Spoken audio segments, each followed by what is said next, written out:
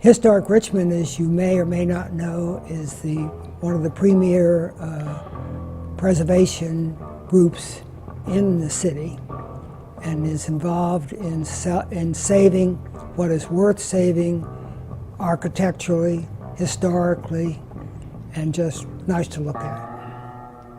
As a volunteer, I have done all kinds of odd jobs. The theater happens to be the biggest one, but I worked on the National Theater, I guess about 3 or 4 years, and started from scratch. The building had not been occupied for, I guess, 20, 25 years, something like that. The National was on the west side of the block. In the middle of the block was a nondescript small theater that wasn't worth saving. And to the right hand, it was the Colonial Theater. And the Colonial Theater was a great big wonderful theater, but it was a movie house and had no stage. And there was no way it could be saved as a theater. And that was sold to the city. And there's an office building there, but they saved the exterior of the theater, so you can't tell that it was ever changed. But the National was built as a theater for plays and musicals and movies, and that's what kept it alive. It was a full-line theater, and keep in mind the trolley went up and down Broad Street, and people could come down from Churchill or come down from North Side on the trolley and go, or the bus line, and go to the theaters. And all that area had enough theaters to keep them busy.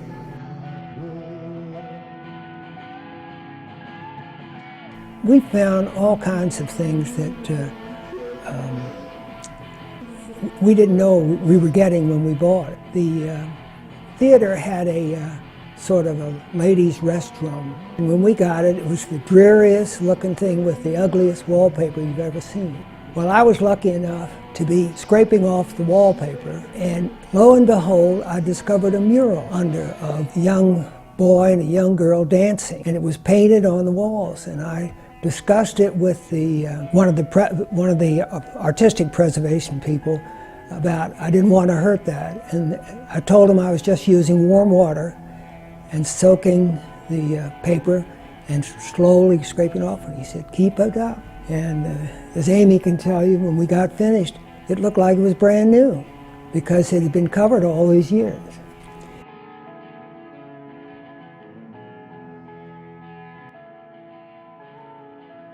Yeah, the local news was doing a special on him and this building, and how the Historical Society had saved the building, and his job was pretty much just to walk around and revitalize or refurbish back to the original state everything he could.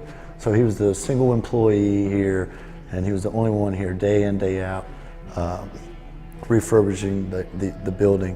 And the piece was just a small piece on him and his neat job in this neat building. And I happened to catch it, and I was thinking, you know, what a neat guy, what a neat building.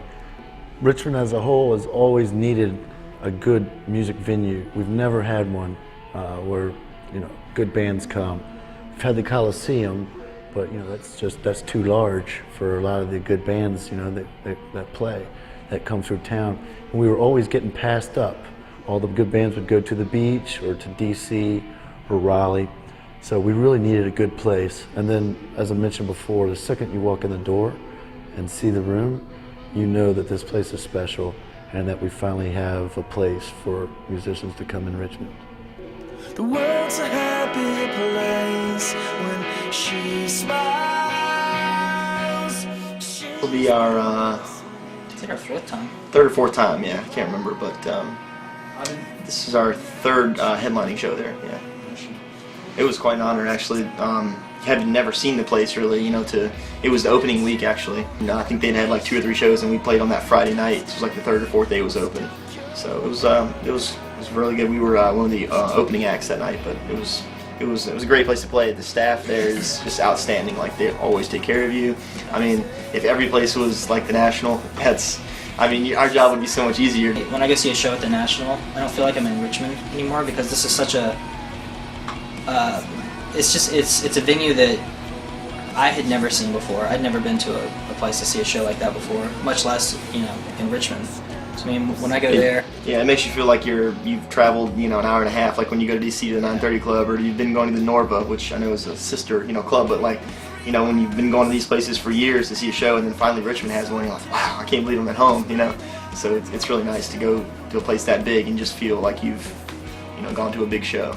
We've slowly gotten better. It's like we played there 2 or 3 years ago, and then now not to toot our own horn or anything, but we think we're a much better band, as I feel like anybody would. As time goes on, you get better with practice. But it was a big step to play. The first time it was great. We were a little nervous. We were an opening band, but then to play there when we released in 2008, when we released our first album, As Against Grace, that was really that was a big point that I know we'll always remember, because it's a really good crowd for a local hometown band to be playing there.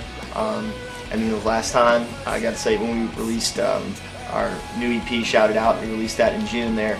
We had a phenomenal turnout, and exponentially getting better from the first show. So, and pre-sales are really going well for this show, and November 24th. So it's looking like it's going to be even bigger and better than the last one, and that's kind of what we're hoping for. So the special thing about this place is it keeps growing for us as far as the crowd goes, and maybe word spreading a little bit. But you kind of learn little things from each show, how to make the next one better. And then hopefully by making that one better, somebody in the crowd will be like, oh my gosh, this was great, I'm going to tell my friends about it, and they'll bring more friends. So, I mean, it's trying to snowball it and try to figure out like what you've learned from each show to make each one after that better. The stage and the lights and everything, there's so much more to work with to make it a show more than just the music. So that's kind of what's cool about this place. And I think each time we try to use a little bit more of the venue to make it more of a show for the eyes just as much as it is for the ears.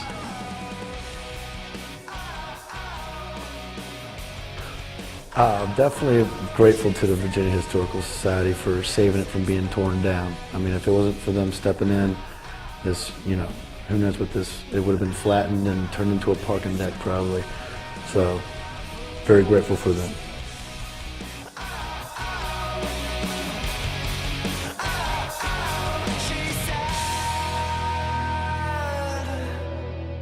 The music's back.